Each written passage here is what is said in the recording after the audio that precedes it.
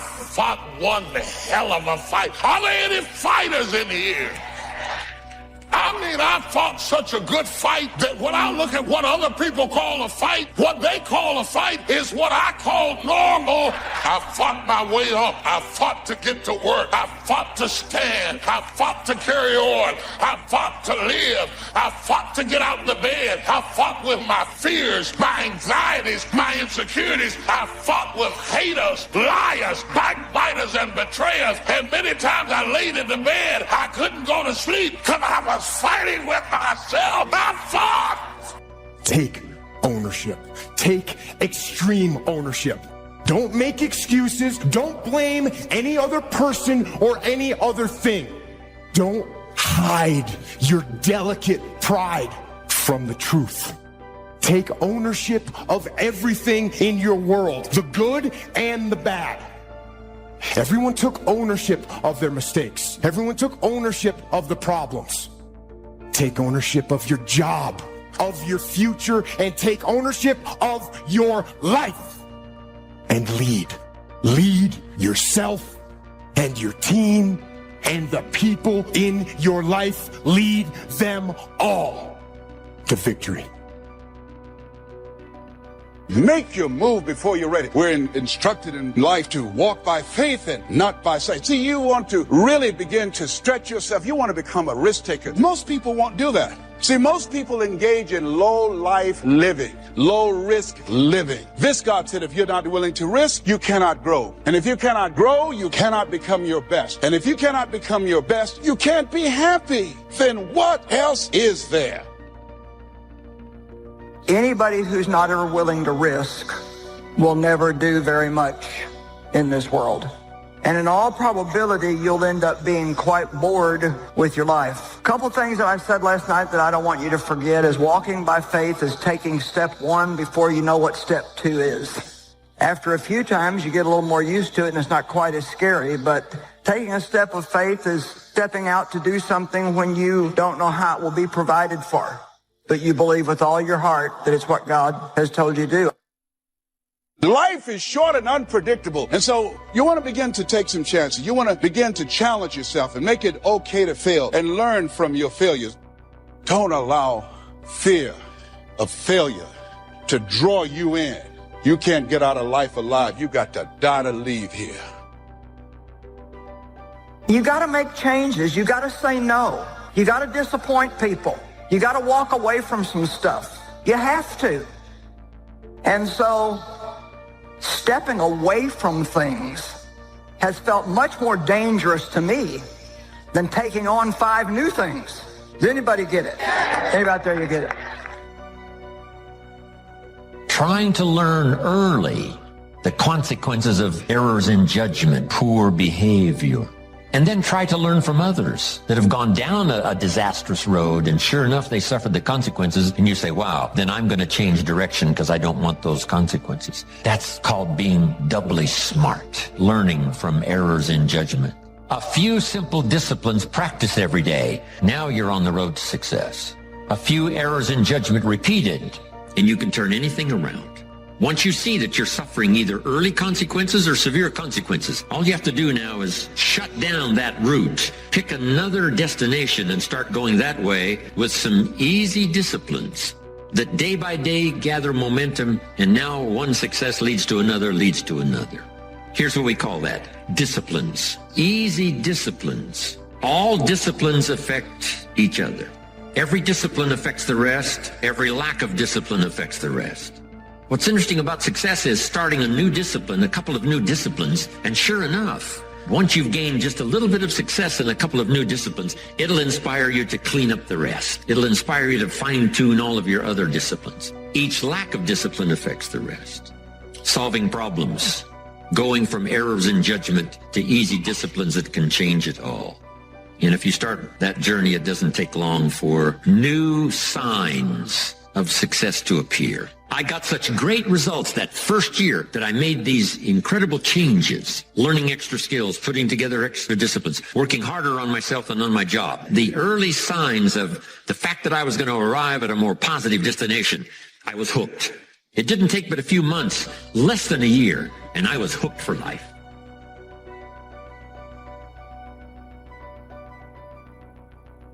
So when you begin to say, what is it that I want to leave? What contribution that I want to begin to make? What difference do I want to make in life? What is it that I want to do with the rest of the life that I have left? What chances I need to take? What risks do I need to begin to embrace? What fears do I need to step on? What areas of my life am I dead right now? What dreams? You can either live your dreams or live your fears. You have got to get to a point where you say, I'm sick and tired of living like this. There's got to be more. That's when people go out and strike out on their dreams. That's when people get out of relationships where they're dying together rather than growing together. See, you will when you put yourself in that kind of situation. I'm reminded of two frogs that were hopping down the road and they fell into a bottle of milk. And one was hopping up and down for a while and he drowned. He just gave up.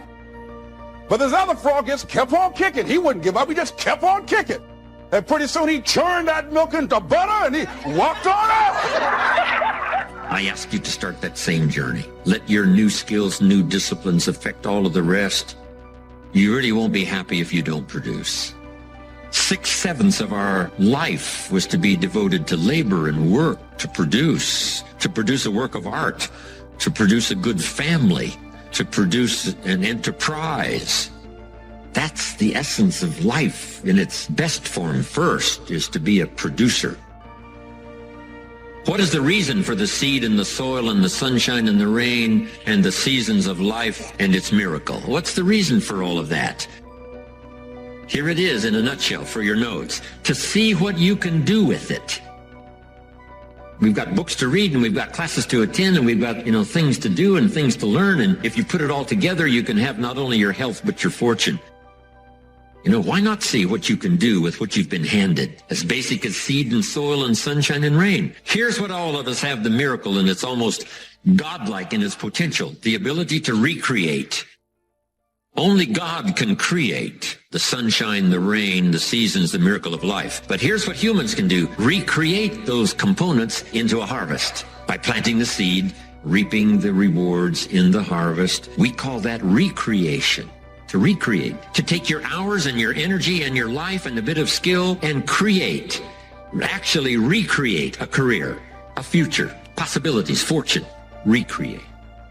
And that changed my life. It was Oliver Wendell Holmes who said that once a person's mind is expanded with an idea, it can never be satisfied to going back to where it was. So some of you are going to experience a breakthrough. Some of you are going to go back and look at your dreams and brush them off. Whatever goal that you have in mind, I want that to be a goal that will challenge you, something that will make you stretch. It was Osborne who said, unless you attempt to do something beyond that which you've already mastered, you will never grow. What is it that you looked at some point in time and you decided that you couldn't do it? That you talk yourself out of it? Whatever it is, bring it back out there. How you're going to do it, that will come to you in due time. See, you don't get in life what you want, ladies and gentlemen. You get in life what you are, not what you want. See, the good news is that we can always become more by working to develop ourselves.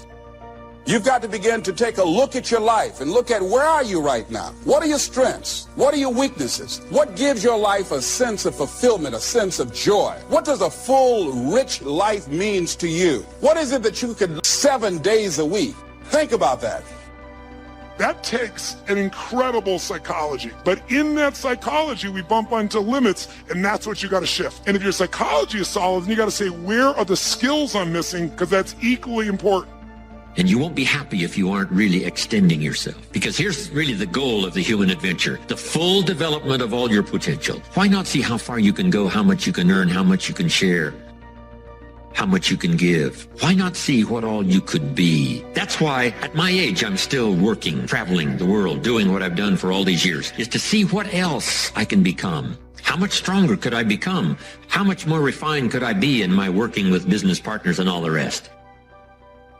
Why not go for that ultimate challenge on and on? As far as you can, take it as far as you can. Friendship is one of the greatest support systems in the world. Nourish it, protect it, look after it, develop it to the best of your ability. Next is your heritage. Keep your heritage alive. That's what's made America great, is a combination of a variety of heritages from all over the world. People have been coming from all the countries of the world to America, bringing with them their gifts. Gift of business ethics, gift of government, gift of music. Next time management essential is learn to say no. Boy, it's easy to overload your calendar, get yourself into all kinds of time management problems simply because you didn't have the strength to say no when you should have said no. It's much more difficult to say no and then try to get out of it later, call back, make the arrangements, go through the whole embarrassment. Better to say no than to say yes and have to back out. Ron Reynolds has a good phrase. It says, don't let your mouth overload your back. Life is hard. See, for every time you have a plan, a dream, an aspiration, or a goal, do you know what happens every time you have one of those? This thing comes along called life. It happens to everybody. Life has disappointment. It's got peaks and valleys. You're going to lose somebody you care about one day. That's a valley. Somebody going to close the plant you thought was going to stay open so you can retire. That's a valley. Somebody going to fire you for an unjust cause. That's a valley. The people that got your credit card going to sell their company, going to sell their business to another credit card company. Your 18% go up to 26%. You don't even know why now. Your minimum didn't change because it's life. You can stop thinking that life finna be easy, because I got news for you, it ain't. I suggest to you, if you want to become diamond, write down 5 reasons of why it is worth it for you to become a diamond, to experience that level of achievement. What is it that will give you the drive? What is it that will ignite the courage in you to get up and come back again and again and again? How is it that you would be able, what reasons that can tap into that deep down feeling that goes to your gut, that no matter how many times you get knocked down, that you're coming back? And during those moments when it's hard, not only must you have patience and engage in consistent action, but you must turn to a power greater than yourself and just say, Lord, whatever I face today together, you and I can handle it. And I know some way and somehow you'll make a way for me. But here's what the great law says. It does not say if you need, you will reap. That's not what it says. Someone says, well, I really need to reap. Then you must learn the basic law. And without education, see, you'll be left behind. Here's what it says. In order to reap, you must plant. Guess who deserves to reap? Those who plant. So could I deserve something unique and valuable? Yes, if you understand the law, if you understand how it works in your own self-interest. We must plant. We must give to the soil. We must turn it loose. We must let it do its work. We must have patience, take care of it. Now we deserve the reap. If you need, you must plant. Next, if you need to find, in your own self-interest, if you need to find, here's what it says. You must search to find. Finding is reserved for those that search. They're the ones that deserve it. Somebody who says, well, this person really needs to find a good idea, then they must go searching. Good ideas are like mining for gold. You've got to develop the mental machinery to go look, go sifting, go searching, go looking. And if you search, what? You will find the promise is there for everyone in their own self-interest. You'll find all you need to find. If you search for it, you'll find everything you need for your health, everything you need for a flourishing lifestyle, everything you need for a good marriage, everything you need to strengthen your friendship, everything you need for economics. You will find if you'll do like you did today. Spend a couple of days searching, taking a look, seeing if someone has some good ideas to share. All things are conditional.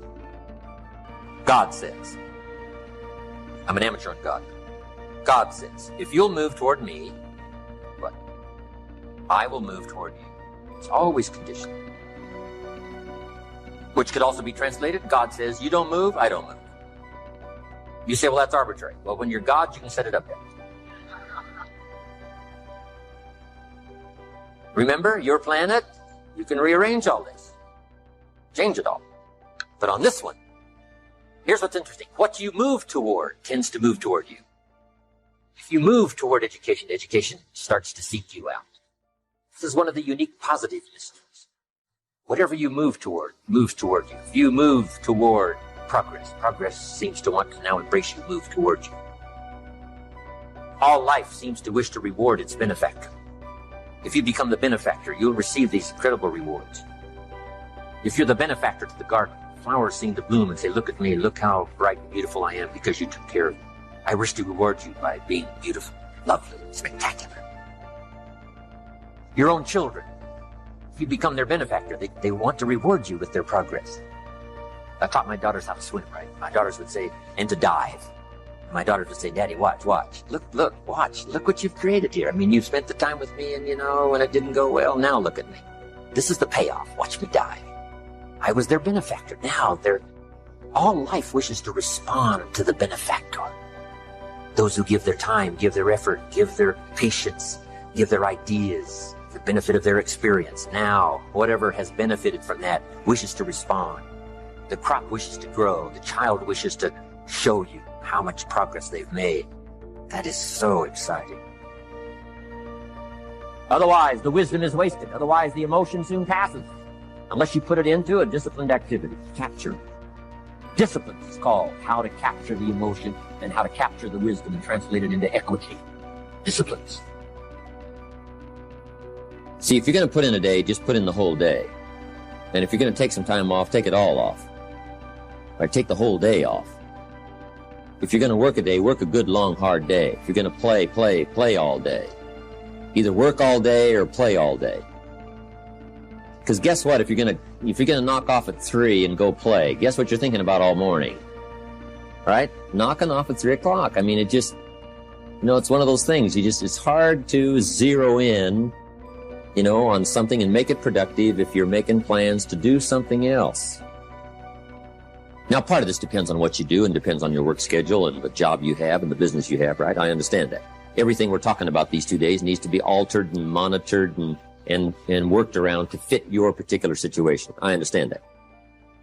I have a builder friend of mine up in San Jose. His name is Peter Paulson. Peter's got it down pat. Peter works a week and takes off a week. That's the way he's got it arranged. He's a builder. Now, it's kind of clever, though. See, he works 5 days, takes off 9. That's a little... He says work a week, take off a week, yeah, but it's really 5 and 9. Because it's 5, and then it's a weekend, and 5 days, and another weekend, right? So, but what Peter does, the 5 days he puts in, he works, 14, 16 hours, almost around the clock, keeps 2 or 3 secretaries going, gives all the orders, the accountants, the superintendents, the builders, the whole thing, gets it all arranged, and works around the clock for 5 days, and then takes off. Now, you might not have the luxury of being able to do it that way, but just work on this. When you work, when you play. Okay, the next time management essential is analyze how you are, and then either compensate for it or change. Sometimes you can remain how you are if you just make other arrangements. My staff discovered I'm a poor courier. They said, Mr. Rohn, here's a check for Jerry Haynes. You're going to be up north, right, in the next couple of days? I say, yeah, no problem. Give it to me. I'll see that he gets it. Guess when I next hear about that check? From my cleaners. Saying, Mr. Rohn, we found this, right? Now, I say, look, I know I messed up that time, but, next time I'll make sure. See, but it just doesn't work. I'm not good at it. So we've got a little rule at our office that says, don't give the chairman anything, right? Don't. It won't arrive. He can talk good, but he's a poor courier. It won't get there. So you just got to analyze how you are and then make the compensations for it. Now, you can promise to change all you want, right? But if you're not going to, then make the other arrangements. I finally got somebody to help take care of reading financial statements and taking care of, a lot of corporate business and matters that I promised I would do myself, but I just never did get it done. And it used to be terribly costly to me for IRS and taxes. Unbelievable. But I finally got somebody to take care of that. So if you're not going to change, if you're not going to do it, even though you promise yourself year after year, just then make arrangements to see that it gets done. So analyze how you are. If you're good at bookkeeping, then keep your books. If you're not, just don't keep promising. Just drop off all that mess, twice a week or once a month in somebody's lap and say, here, figure this out and I'll pay you to do it. Sometimes for $100 a month or something, $50 a month, somebody will just, calculate a lot of stuff for you. Just save yourself all the grief of promising and never doing it. So analyze how you are. That's very important. Time management essential is have a certain time to solve problems. We found that helpful, especially in the business world. We say problems after 3. Just set them aside. Now, you don't ignore them, but you just set them aside in a certain time frame. All the problem calls, you just call back after 3 o'clock and just go right through them. Now, also, in setting them aside till 3 o'clock, problem comes in at 9 o'clock. And you say, hey, 3 o'clock, Mr. Rohn's going to get on the phone and make all these problem calls, right? Call back all these answers. Guess what usually happens between 9 and 3? Somebody calls back and says, hey, tell him not to call. We've already got it worked out. But see, if you take that call when it comes, sure enough, now you got to spend time. We learn in sales training.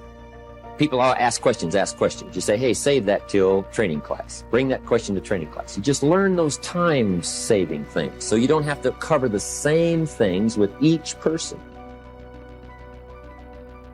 Next time management essential is be more alert.